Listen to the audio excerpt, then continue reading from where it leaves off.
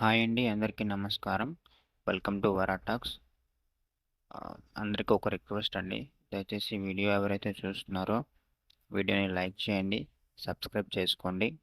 మీరు లైక్ చేసినట్లయితే ఈ వీడియో అనేది ఇంకొంతమందికి అయితే హెల్ప్ఫుల్గా ఉంటుంది. దయచేసి ఛానల్ని సబ్స్క్రైబ్ చేసుకోండి, సపోర్ట్ చేయండి. ఇంకా మన టాపిక్ వచ్చి తల్లికి వందనం పథకం అనేది మనకి తేదీ అయితే ఫిక్స్ అయిపోయిందండి. ఇప్పుడైతే అమలు చేస్తున్నారు.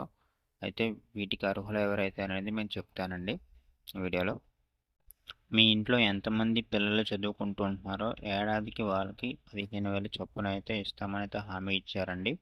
అదేవిధంగా ముందడుగు వేస్తున్నారు కూటమి ప్రభుత్వం. వైసీపీ ప్రభుత్వంలో అమ్మ ఒడి అనే పథకంతో అయితే 15,000 అయితే ఇచ్చారండి.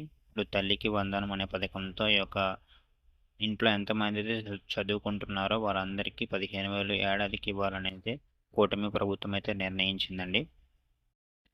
ఈ పథకానికి కావాల్సిన అర్హతలు వచ్చి మనకి అభ్యర్థి అనేది శాశ్వతంగా ఆంధ్రప్రదేశ్లో నివసించి ఉండాలండి. అదేవిధంగా హాజరు అనేది 75% కలిగి ఉండాలి.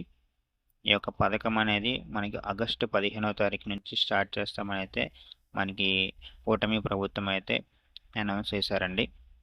అదేవిధంగా అదే రోజు మనకి ఫ్రీగా మహిళలకి బస్సు ప్రయాణం అయితే స్టార్ట్ చేస్తుంది.